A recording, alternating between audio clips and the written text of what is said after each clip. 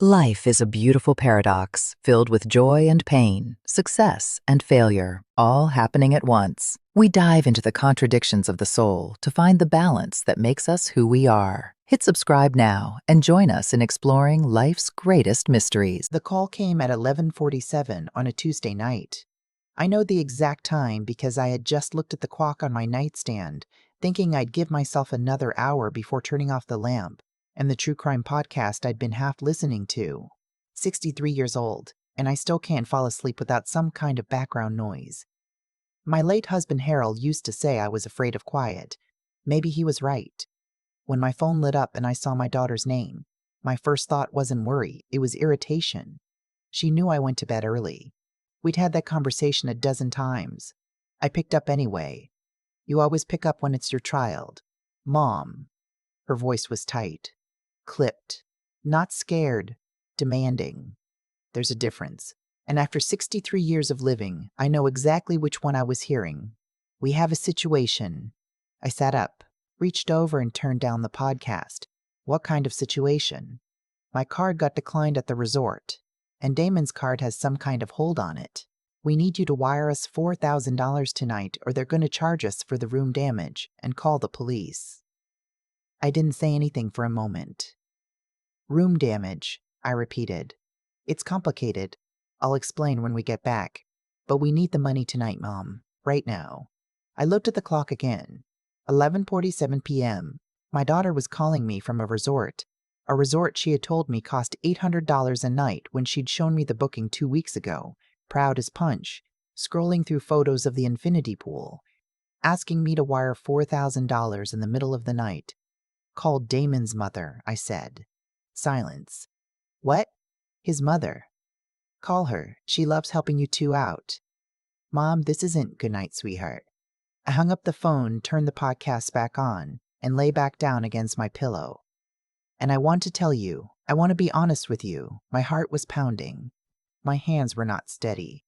Because I had never in 63 years hung up on my daughter.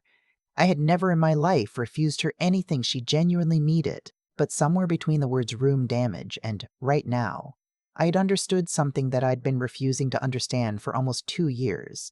My daughter didn't need me. She was using me. And I had let her because I loved her and because I convinced myself that loving someone meant absorbing whatever they threw at you. I lay awake for a long time that night. But I did not call her back. Her name is Lynette. She's 34 years old. She has her father's laugh and my stubbornness and a talent for decorating a room that genuinely took my breath away when she was young.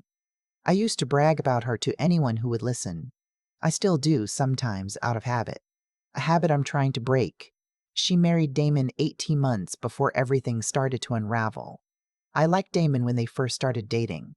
He was charming and funny, and he had this way of making you feel like the most interesting person in the room. What I didn't understand then, what took me much longer than it should have, was that charm like that costs something. And usually the bill comes due to someone who didn't order the meal. The wedding was beautiful. I paid for most of it because Harold had left me comfortable and because Lynette was my only child and I wanted her to have the day she dreamed of. $37,000. I don't say that to complain. I say it because it matters to the story. The trouble started 6 weeks after they got back from their honeymoon. Lynette called me on a Sunday afternoon, and right away I could tell she'd been rehearsing the conversation. She had a certain cadence when she was asking for something she knew I might say no to. A kind of careful lightness, like she was testing the ice before putting her weight on it. Mom, Damon and I have been talking, and we're thinking it might make sense financially to stay with you for a little while, just until he gets his business off the ground. I lived alone in the house Harold and I had shared for 28 years. 3 bedrooms. A big kitchen, a backyard with a garden I kept mostly because Harold had loved tomatoes, and I hadn't been able to bring myself to let them die. How long is a little while? I asked. 6 months, maybe 8, a year at the most. I said yes. Because she was my daughter. Because I was lonely. Because I told myself it would be nice to have some life in the house again. That was my first mistake. Not the only one, but the first. They moved in on a Saturday in March with a moving truck that seemed much too large for 2 people who had claimed to be living lean. I counted 14 boxes labeled Lynette Fragile before I stopped counting.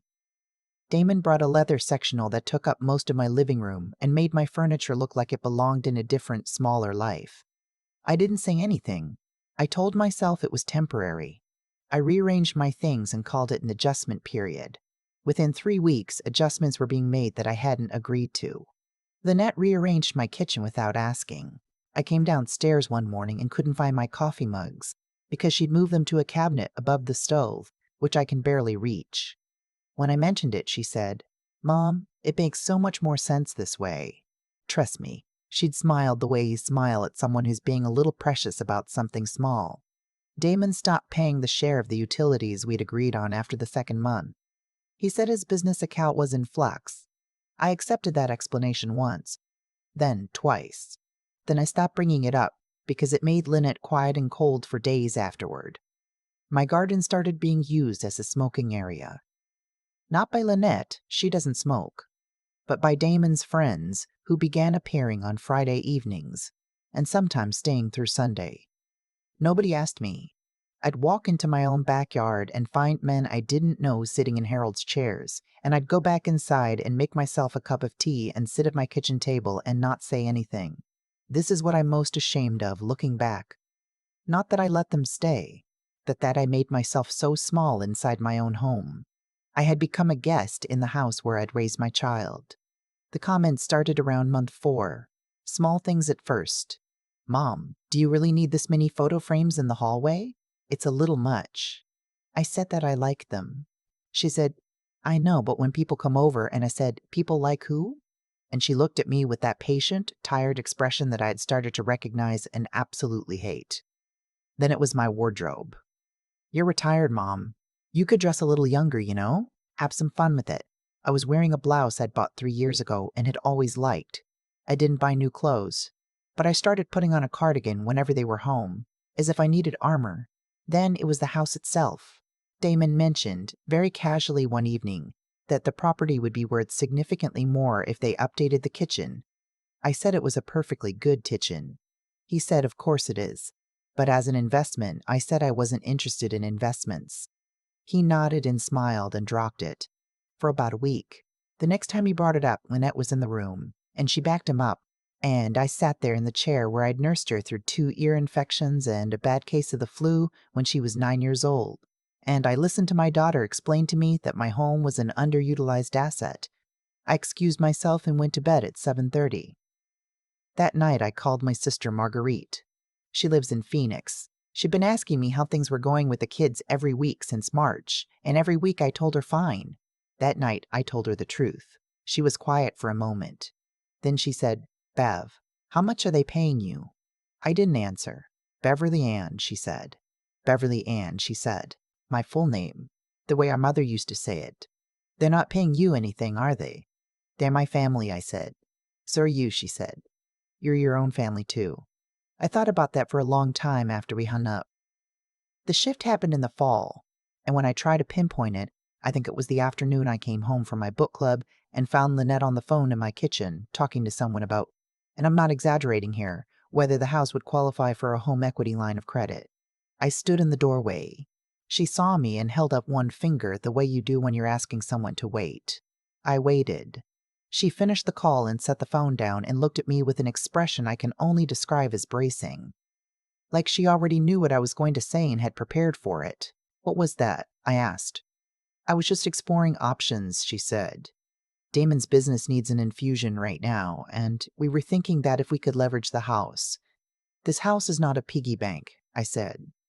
The words came out quieter than I intended, almost calm. "And it is not your house, Mom. It is not your house, Lynette." She looked at me for a long moment. Then her expression changed. The bracing look became something harder, and she said, "You know, you act like we're strangers. We're your family. We're trying to build something. The least you could do is support us." Support. She used the word support. I had paid for her wedding. I was housing her and her husband for free. I had let them rearrange my kitchen and crowd my living room and fill Harold's garden with cigarette smoke. And she was asking me for support. I left the room. I drove to the grocery store, walked up and down the aisles for 40 minutes buying things I didn't need, and then sat in my car in the parking lot and cried. The ugly kind. The kind where you're crying about more than one thing, and you know it. I cried for Harold because he would never have let this happen. I cried for the version of Lynette I'd raised, the one who used to leave little notes on my pillow that said "Best Mom Ever" in purple crayon.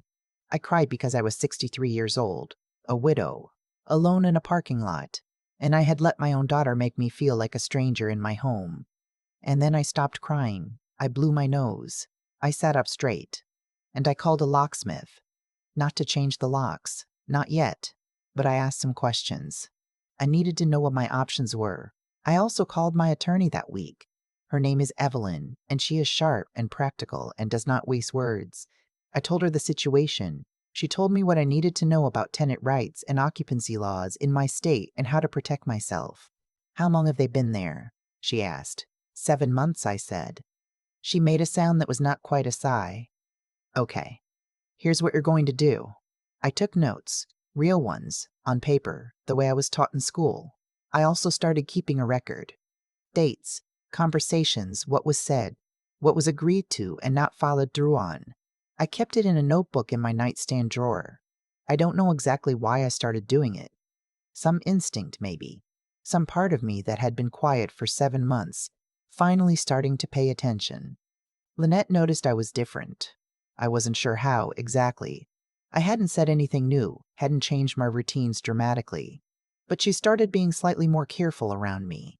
Slightly more pleasant. I recognized the shift because I had seen it before, years ago, when she was a teenager and had done something she didn't want me to find out about. The specific pleasantness of someone managing you. I didn't let on that I noticed. I smiled and I cooked dinner on Sundays and I asked Damon how the business was going. I was building something too, just not what they thought. The resort call happened the following February. They had told me they were taking a long weekend trip to celebrate their 2nd anniversary. I thought, they can't afford to pay utilities, but they're going to a resort. I had gotten to the point where I filed observations like that without comment. My notebook was getting full. When Lynette called at 11:47, I was not entirely surprised. Not by the request. Not by the tone of it, that assumption that I would simply fix it, the way I had always fixed things, because I was Mom, and that's what Mom did. What surprised me in that moment was how clear I felt. Room damage. $4,000. Wire it tonight. No please. No explanation. No, I'm so sorry to ask you this. Just the demand wrapped in a thin layer of urgency designed to prevent me from thinking. "Call Damon's mother," I said, and I hung up. She called back 4 times that night. I watched the phone light up from across the room. I did not answer. She texted, "Mom, this is serious, we need you." She texted, "I cannot believe you're doing this." She texted, "Dad would be ashamed of you." That last one sat with me. I picked up my phone, and I read it again. And I thought about Harold, my Harold, who had worked 30 years to give us a stable life, who had taught Lynette to ride a bike and helped her through a difficult first year of college and cried at her wedding. Would he be ashamed of me? I set the phone down. I thought about it carefully and honestly. No, he would not. He would have hung up first. They came home 2 days later. I was in the kitchen when I heard the front door open, and I stayed where I was, at the table with my coffee and the novel I'd been making my way through for 2 weeks. Lynette walked in first. She looked tired and tense, and I could tell she'd been rehearsing something. Damon stayed in the doorway, which I noted. "We need to talk," she said. "I know," I said. I gestured to the chair across from me. "Sit down." She sat. Damon stayed where he was. "Mom, what you did." "I'm going to speak first," I said. "And then you can say whatever you need to say." She stopped. I don't think she'd expected that. "I have loved being your mother," I said. "There is nothing in my life I am more proud of than raising you. And because I love you, I have to be honest with you right now, even though it is hard for both of us." I had written this out, not to read from. I knew it well enough, but because putting words on paper makes them real. And I'd needed them to be real before I said them. "You have been living in my home for 11 months. You have not paid a dollar toward utilities in 9 of those months. You have made changes to my home without asking me. You have had conversations about this house, my house that your father and I built our life in, as if it were an asset you could draw against. And 2 nights ago you called me at midnight and told me to wire you money in a tone that I hope, for your sake, was not intentional." Lynette's jaw was tight. Her eyes were filling. "I have a date by which I need you both to be out of this house," I said. 60 days. That's more than enough time to find somewhere to go." "Mom, I'm not finished." I surprised myself. I was steady. "I am your mother. I will always be your mother. If you are ever in genuine danger, I will be there. But I am not your resource. I am not a bank or a landlord or an asset. I am a person, and this is my home." Damon from the doorway said, "Beverly, I think you're being—" "I wasn't talking to you," I said. I looked at him directly. 60 days. I'll have Evelyn send over a formal notice today so there's no confusion." He blinked. The mention of an attorney's name does a certain thing to a conversation. I had learned that from Evelyn herself. Lynette was crying now. Not the kind of crying that's meant to move you. I had seen that kind from her since she was small, and I knew the difference. This was real. She was genuinely hurt. And so was I. That's what people don't tell you about these moments. There's no clean triumph. There was nothing satisfying about watching my daughter cry at my kitchen table. I wanted to reach across and take her hand. I wanted to tell her it was all okay. But I didn't, because it wasn't okay. And she needed to know that it wasn't. They were out in 43 days. I know because I marked it in my notebook. And then I closed the notebook and put it in the back of my closet. The weeks after they left were strange. The house was quiet in a way that felt different from loneliness, more like the quiet after a fever breaks. Raw and clean at the same time. I moved my furniture back. I found my coffee mugs. I put every photograph back in the hallway, and I stood there for a moment looking at all of them. Harold young. Harold older. Lynette at 5 and 12 and 20. Me in places I'd almost forgotten visiting. And I let myself feel whatever it was I felt. Something between grief and relief. I don't have a better word for it. My sister Marguerite flew in that first weekend. She brought wine and a rotisserie chicken, and we sat in my kitchen for 4 hours talking. At some point, she looked around at the house and said, "It looks like you again." I didn't know what to say to that. But I felt it. Lynette and I didn't speak for 6 weeks. The silence was hers, not mine. I had left the door open. One Thursday evening, she called, and I answered. "I'm not calling the fight," she said right away. "I know," I said. There was a long pause. "I didn't realize," she said. I think I did, somewhere, but I didn't let myself realize. I didn't say anything. I let her have the space. "Damon and I are in a difficult place," she said. "I don't know what's going to happen with us, but I wanted to tell you that I know what I did, what we did. And I'm sorry. I had thought about this moment. I'd wondered how I would feel. I felt tired, and I felt love. Both at once. I accept that," I said, "and I love you. But some things are going to be different now. You understand that?" "Yes," she said, quietly. "Good. Thing'll be okay." I meant it. Not in the easy way. Not as if nothing had happened. In the real way. The kind of okay that comes after something hard, when you've both shown up honestly. We talked for another hour. About small things mostly. Her new apartment. A plant I'd repotted. A show we'd both been watching. When we hung up, I sat for a while in the armchair by the window, the one that had been buried behind Damon's leather sectional for almost a year, and I looked out at the garden, where Harold's tomato beds were starting to come back after a season of neglect. And I thought about what it means to love someone. I don't think it means absorbing everything. I don't think it means making yourself smaller so they can take up more space. I think it means being honest even when it costs you something. Holding the line even when your hands aren't steady. Saying this is my house, and meaning it not because you're keeping score, but because some things need to be true before anything else can be. I am 63 years old. I have buried my husband. I have raised a daughter. I have paid for things and let things go and held my tongue more times than I can count. But I live in my house now, really live in it, every room. And every morning when I come downstairs and find my coffee mugs exactly where I left them, I think, yes, this is what I was protecting. Harold would have agreed. I'm sure of it. I used to believe that love meant never saying no, that if you truly cared about someone, you found a way. You stretched yourself, you made room, you absorbed whatever came at you and called it sacrifice. I believed that for most of my life, and honestly, it served me well in a lot of ways. It made me a good wife, a devoted mother, the kind of neighbor who showed up with food before you even thought to ask. But there's a version of that belief that curdles. If you're not careful, it stops being love and starts being something else, a slow erasure of yourself, done so gradually that you don't notice until you're standing in your own kitchen, unable to find your coffee mugs. That's where I was.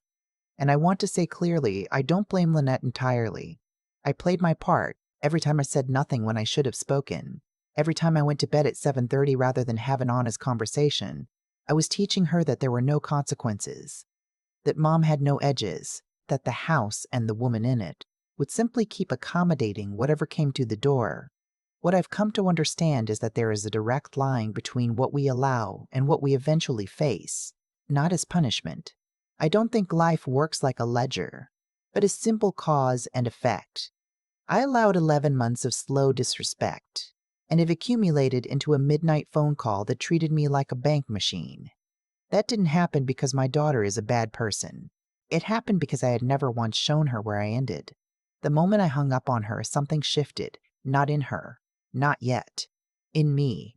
I finally acted in accordance with what I actually believed instead of what I thought love required of me. And that alignment between what you know to be true and what you actually do, that's where self-respect lives. I hadn't been living there for a long time. I think about what it took to stay in that alignment during the hard weeks that followed. To not call her back at midnight. To not soften the 60-day notice when I saw her cry. It wasn't coldness. It was a different kind of love.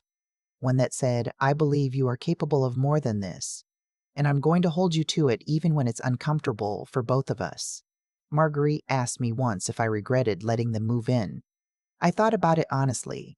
No, I don't regret the love behind the decision. I regret that I didn't pair it with clarity from the beginning. A real conversation about expectations, about time limits, about what it meant for all of us. Generosity without structure isn't kindness. It's just an open door with no frame around it, and eventually the wind gets in. What Lynette and I have now is smaller in some ways and sturdier in others. It's built on something real. She knows I love her, and she knows I have limits, and those two things are no longer in contradiction. That took 63 years and 11 very long months to figure out. If you're somewhere in the middle of something like this, watching someone take more space than you gave them, feeling yourself get quieter and smaller in a place that should belong to you, I want you to know that naming it is not betrayal. Holding the line is not cruelty. You are allowed to say, this is my house, this is my life, and I am still in it. That's not the end of love. Sometimes it's the beginning of an honest one.